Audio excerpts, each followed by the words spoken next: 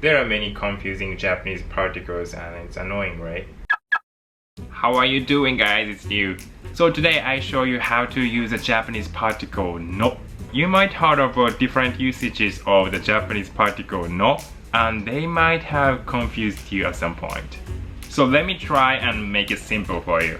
Here are the basic rules I usually go by when using the particle. Forming possessives, forming nouns, forming adjectives, and forming questions.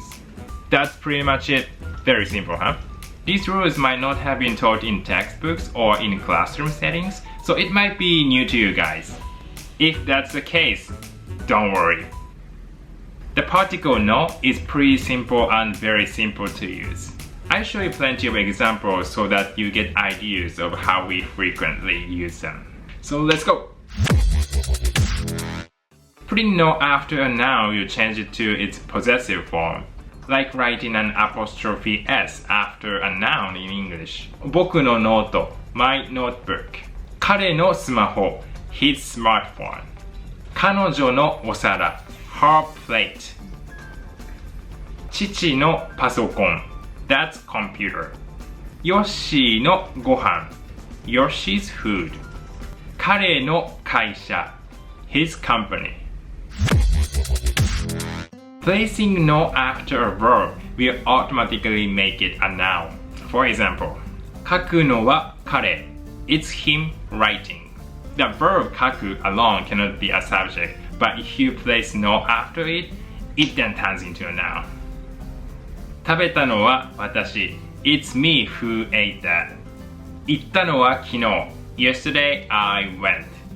買ったのは去年 last year I bought it. やったのは私 It's me who did this.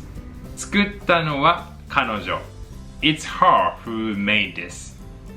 日本に行ったのは2年前 2 years ago I went to Japan. 帰るのは5時 I'll go home at 5. You can also make an adjective turn into a noun. For example, 青いのが欲しい I want that blue one. 青い blue itself cannot be a noun, so just put no after that, then it turns into a noun. It's gonna be like blue thing or blue one in English. 大きいの the big one. 小さいの the small one. 辛いの the spicy one. 甘いの the sweet one. 長いの the long one. 短いの the short one. 冷たいの the cold one. 熱いの the hot one. Be careful though, you should probably avoid using no for someone. It might sound rude, so yeah, just keep this in mind. Beautiful person, 綺麗な人 not 綺麗なの. Big person, 大きい人 not 大きいの. A kind person, 優しい人 not 優しいの. 日本のカレー Japanese curry. カレー only means curry and can be used as a general term. But if you put 日本の before カレー, it then becomes more specific. Like a specific term for curry that is specifically for a Japanese style. 木の机 wooden desk. トヨタの車 Toyota vehicle. 明日の予定 plans for tomorrow. 任天堂のゲーム a game from Nintendo. ソニーのテレビ Sony TV. あいつの家 that dude's house. The last one, and also a very useful one. You can put no after a word and you can actually turn it into a question. First, adjective plus no. 遠いの is it far?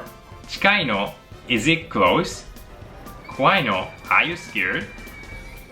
楽しいの is it fun? これ安いの is it cheap? これ高いの is it expensive? How about verbs? 明日来るの are you coming tomorrow? 電車で行くの are you going by train? 歩いてきたの did you walk going here? 仕事するの are you working? It's already 8 p.m. Of course, you can use no with 5W1H question. 何が違うの What's the difference? 何時に着くの What's your ETA? What's your ETA? 何が面白いの What's so funny? どれが欲しいの Which do you want? どこにいるの Where are you? 誰がやったの Who did this? And that's it! Today I show you guys how to use the Japanese particle no and its examples. I picked up the usual phrases that I use every day, so I hope it helps a bit. There are a bit more uses of the particle no, so if you are interested, feel free to let me know in the comment section, and I might talk about it in a future video. And also, if you like this video, make sure to hit the thumbs up, subscribe, and turn on notification. Thank you very much for watching, you guys. I'll see you in the next video.